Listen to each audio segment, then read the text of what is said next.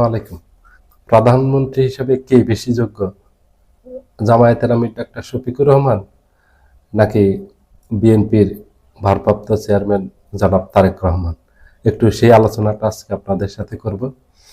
কার যোগ্যতা বেশি? দেশের একজন সরকার প্রধান হতে হলে যেই যোগ্যতা অবশ্যই আপনার থাকতে হবে, সেটা হলো প্রথম হলো সৎ হতে হবে আপনাকে। দ্বিতীয় হলো অবশ্যই আপনাকে দেশপ্রেমিক হতে হবে। তৃতীয়ত হলো আপনাকে শিক্ষিত হতে হবে। চতুর্থত হলো আপনাকে সাহসী হতে হবে। এই 4টা গুণাবলীর একটা যদি আপনার মাঝে না থাকে, তাহলে আপনি দেশের নেতৃত্ব দিতে পারবেন না। যদি কোনোভাবে ভুলে আপনার হাতে দেশের নেতৃত্ব যায়, তাহলে দেশ ধ্বংস হয়ে যাবে। অনিবার্য দেশে একটা খারাপ পরিস্থিতির দিকে যাবে, দেশে একটা বিপর্যয় নেমে আসবে। 18 কোটি মানুষের একটা ভাগ্যের বিপর্যয় ঘটবে, তাতে কোনো সন্দেহ নেই। আপনি যখন বিমান একজন যোগ্য পাইলট পরিচালনা করবেন, তখন ওই বিমানটা নিরাপদে তার গন্তব্যে পৌঁছাতে পারবে। আর যখন অযোগ্য পাইলটের হাতে বিমান পড়বে, তখন কিন্তু বিমান দুর্ঘটনা পতিত হয় এবং সকল যাত্রী সহ বিমানটা ধ্বংস হয়ে যায়।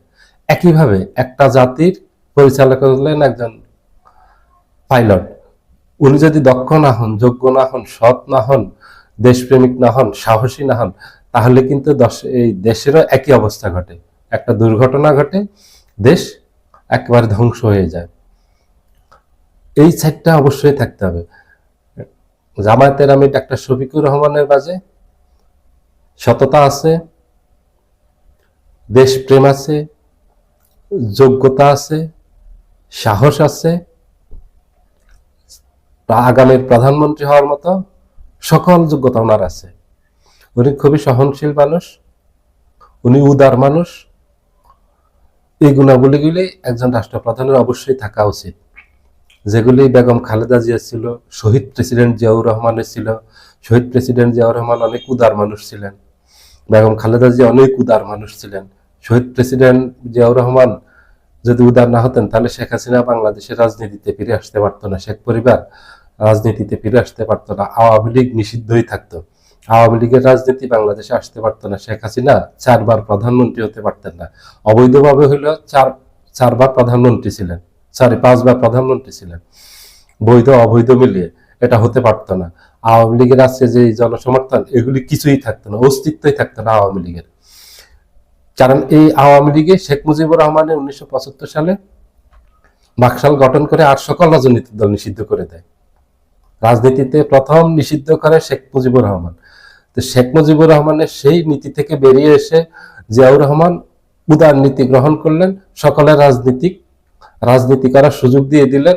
শেখ মুজিব যেটা বন্ধ করে দিয়েছিল, একটা দল রেখে আর বাকি দলের যেভাবে নিষিদ্ধ করে রেখেছিল, জিয়াউর রহমান সেখান থেকে বেরিয়ে এসে সবাইকে রাজনীতি করার সুযোগ দিয়েছেন। এজন্য আওয়ামী লীগ রাজনীতি করতে পেরেছে এবং শেখ হাসিনা 5বার প্রধানমন্ত্রী হতে পেরেছে। তো একজন নেতাকে শহীদ প্রেসিডেন্ট জিয়াউর রহমান যেমন উদার ছিলেন, তেমনি উনি সৎ ছিলেন। ওনার সততার প্রশংসা আমাদের দেশের ইতিহাসে স্বর্ণাক্ষরে লেখা থাকবে। ওনার দেশপ্রেম, উনি একজন সম্মুখ যুদ্ধের সারির যোদ্ধা, উনি একজন বীর উত্তম, উনি একজন সেক্টর কমান্ডার, ওনার অনেকগুলি পরিচয় আছে। উনি সবগুলি যোগ্যতা সাক্ষ্য রেখেছেন সব জায়গায়, যেখানে যে দায়িত্ব পেয়েছেন জীবনে, সব জায়গায় উনি ওনার দায়িত্ব সম্পূর্ণভাবে